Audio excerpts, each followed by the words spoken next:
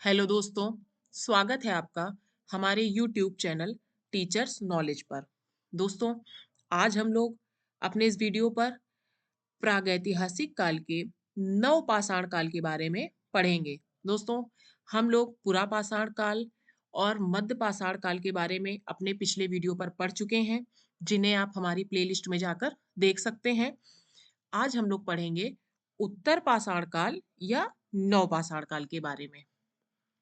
आइए देखते हैं कि नवपाषाण काल का समय कब से कब तक का था। तो नवपाषाण काल का समय 10,000 ईसा पूर्व से 3,000 ईसा पूर्व तक का था, जिसे हम नियोलिथिक एज भी कहते हैं। नवपाषाण काल में भी मानव की जीविका का मुख्य स्रोत आखेट और खाद्य संग्रह ही रहा। देखिए दोस्तों, पुरा पाषाण काल के मानव भी आखेट और खाद्य संग्रह उसकी जीविका का स्रोत था। मध्य पाषाण काल के मानव की जीविका का स्रोत भी आखेट और खाद्य संग्रह ही रहा। मध्य पाषाण काल के मानव ने अपनी जीविका में पशुपालन को सम्मिलित किया था और इस काल के मानव ने नवपाषाण काल का जो मानव था, उसने भी पशुपालन को अपनी जीविका में विकसित किया। लेकिन उसके साथ ही नवपाषाण काल के मानव ने नए स्रोत के रूप में कृषि को अपनी जीविका में सम्मिलित कर लिया था। मतलब इनकी जीविका का मुख्य स्रोत आखेट और खाद्य संग्रह के साथ पशुपालन और कृषि को भी इन्होंने अपनी जीविका में सम्मिलित कर लिया था। नवपाषाण काल के मानव ने सबसे पहले कौन सी फसल जौ और गेहूं की फसल जो थी वो उपजाई थी। जैसे कि मध्य पाषाण काल के मानव ने जब पशुपालन को अपनी जीविका में सम्मिलित किया था, तो सबसे पहले उन्होंने किन पशुओं को पालतू बनाया था? सबसे पहले उन्होंने कुत्ते को और बकरी को पालतू बनाया था। ऐसे ही नवपाषाण काल के मानव ने कृषि को अपनी जीविका में सम्मिलित किया, तो सबसे पहले जौ और गेहूं को उपजाया। प्राचीन भारत में कृषि का प्राचीनतम साक्ष्य पाकिस्तान के बलूचिस्तान प्रांत में कक्षी मैदान में सोहन नदी घाटी में स्थित मेहरगढ़ से प्राप्त हुआ है। प्राचीन काल में जो कृषि का प्राचीनतम साक्ष्य है वो कहाँ से मिला है? पाकिस्तान के बलूचिस्तान प्रांत में एक कक्षी मैदान है, जहां पर सोहन नदी घाटी में स्थित मेहरगढ़। देखिए दोस्तों, सबसे इंपॉर्टेंट चीज याद रखने की क्या है कि मेहरगढ़ से प्राप्त हुआ है। मेहरगढ़ भारत का सबसे प्राचीन और विकसित नवपाषाणिक स्थल है। मेहरगढ़ जो है वो भारत का सबसे प्राचीन और विकसित नवपाषाणिक स्थल है। यहाँ पर 7,000 वर्ष ईसा पूर्व जौ और गेहूं की खेती होती थी। अगला देखते हैं, 5,000 ईसा पूर्व आते आते यहाँ के लोग अंगूर, खजूर, कपास की खेती करने लगे और कच्चे ईंटों के घर बनाने लगे।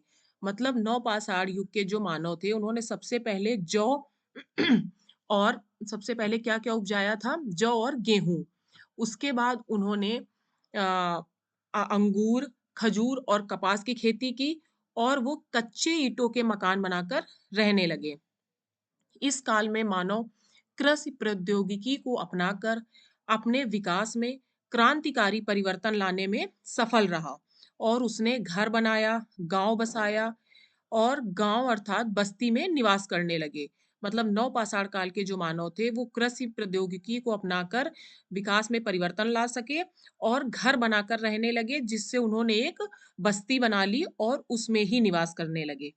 उसके साथ ही इन्होंने नवपाषाण काल में परिवार का निर्माण किया, वस्त्र का निर्माण किया, मृदभांड कला, कुंभाकार से चाक, पहिया, गाड़ी आदि का आविष्कार भी मानव ने नवपाषाण काल में ही किया था। नवपाषाण काल में ही लगभग 5,000 वर्ष ईसा पूर्व से चित्रकला के नियमित साक्ष्य मिलने लगते हैं। इसी आधार पर भारतीय चित्रकला की प्राचीनतम 5,000 वर्ष ईसा पूर्व अर्थात 7,000 वर्ष माना जाता है। इसमें नर्मदा नदी घाटी से दरियाई घोड़े की हड्डियां और बेलन नदी घाटी से पशुओं की हड्डियां, सिलबट्टे नुमा पत्थर के टुकड़े और हिरोजी के टुकड़े प्राप्त हुए हैं। देखिए दोस्तों, नर्मदा घाटी से क्या मिला है? दरियाई घोड़े की हड्डियां। और बेलन नदी घाटी से पशुओं की हड्डियां मिली हैं। और सिलबट्टे नुमा पत्थर के टुकड़े मिले हैं। और हिरोजी के टुकड़े प्राप्त हुए हैं। तो इसमें क्या दो चीजें याद रखने वाली हैं कि नर्मदा नदी घाटी से क्या मिला है? दरियाई घोड़े की हड्डियां। और बेलन नदी घाटी से क्या मिला है? पशुओं की हड्डियां, सिलबट्टे नुमा पत्थर के टुकड़े और हिरोजी के टुकड़े।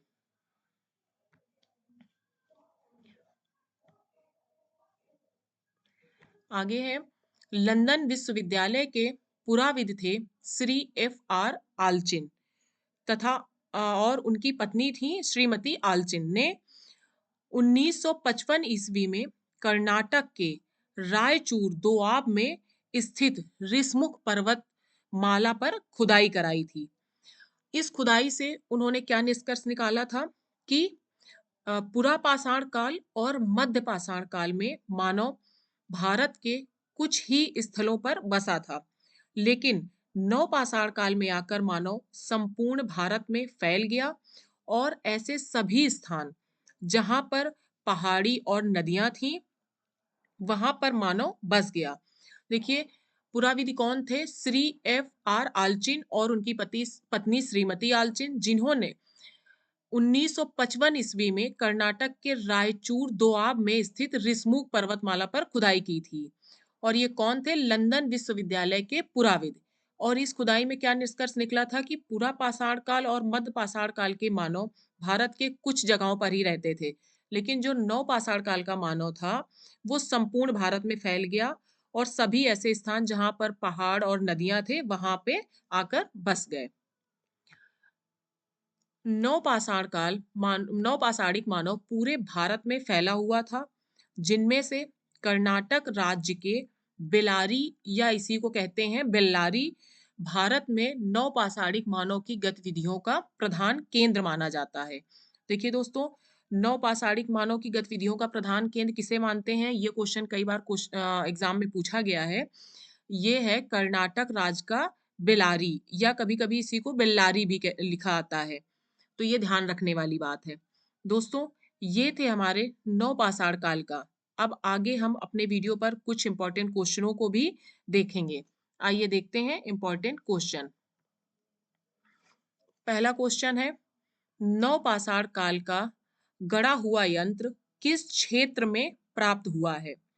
तो नवपाषाण काल का गढ़ा हुआ यंत्र नर्मदा नदी घाटी में प्राप्त हुआ है। अगला क्वेश्चन है, नवपाषाण काल के मानव का प्रधान केंद्र क्या था?